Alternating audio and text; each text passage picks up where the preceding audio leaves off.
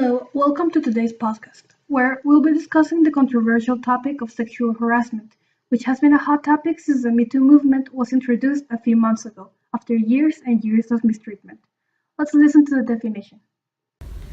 The EEOC has defined sexual harassment in its guidelines as unwelcome sexual advances, requests for sexual favors, and other verbal or physical conduct of a sexual nature. Sexual harassment includes actual or attempted rape or sexual assault, unwanted pressure for sexual favors, unwanted deliberate touching, leaning over, cornering, or pinching, unwanted sexual looks or gestures, unwanted letters, telephone calls, or materials of a sexual nature, unwanted pressure for dates, unwanted sexual teasing, jokes, remarks, or questions, referring to an adult as a girl, hunk, doll, babe, or honey, whistling at someone, catcalls, sexual comments, and turning work discussions to sexual topics, sexual innuendos or stories, asking about sexual fantasies, preferences, or history, personal questions about social or sexual life.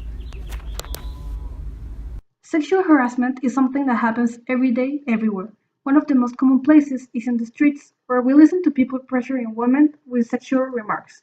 We will now listen to the standpoint of women, and then we'll listen to the standpoint of men. Sexual harassment is worse to women because we are more sensible physically and psychologically, and we can be more harmed. We are exposed every place we go. We can go to work, school, or even walk home without being seen in a sexual way. We can dress with a skirt or a dress calmly because we know someone's going to make an inappropriate comment or say that we are intentionally provoking them. And when a woman gets raped, they justify themselves saying that it was our fault because we are dressing inappropriately. The NPR has confirmed by a survey that 81% of women have been experiencing sexual harassment. That proves that we are the ones that suffer more. And there are many movements that support this, like the Me Too movement that went viral in October of the last year. Sexual harassment is seen differently in the point of view of a man. By this, I mean when a woman is assaulted, the people that are witnessing the action sometimes, or most of the time, stand up to defend her. And when it comes to a man being sexually assaulted, the people that are around also witnessing the action, the majority say comments like these ones: she's nice, or she's hot, or she's pretty, let her do it. These comments are to defend the woman and not the man. But people, the same people that are around, the minority, stand up and defend the man and tell the woman to stop, or at least try to defend him.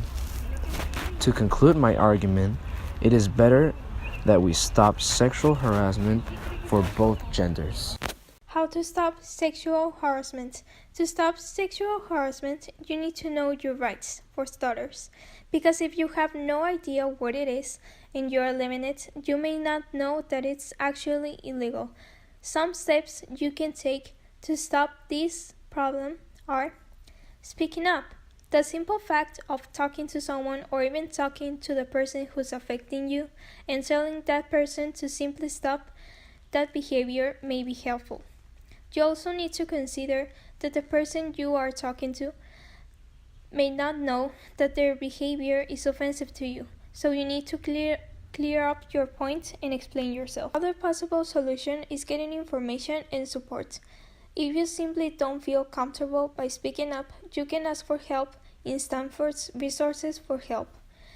If you simply don't feel like asking help to anyone or talking to anyone about it, you can also send a letter or a written message to the person. In the message, you may include why that behavior is affecting you and why they should stop it. If none of this helps or stops the harassment, you may keep recordings or even a journal where you keep all of the text messages, emails, notes, or whatever proofs you have. And with all of that, you now can simply report them. So, how common is it?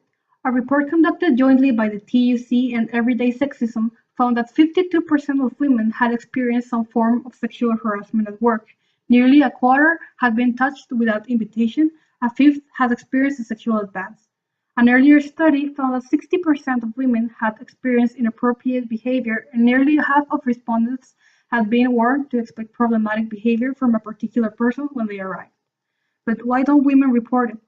About 1 in 5 women do report it. Their outcomes are poor. 80%, according to the TUC report, found that nothing changed. 16% that the situation worsened afterwards. Everyone deserves the same respect. Everyone needs equality. That's why it's very important to stop harassing people, not just sexually, but in any kind of way. It's a problem that can be resolved. We just need to put our hands together and work to have a better society every day. That was it for today's podcast.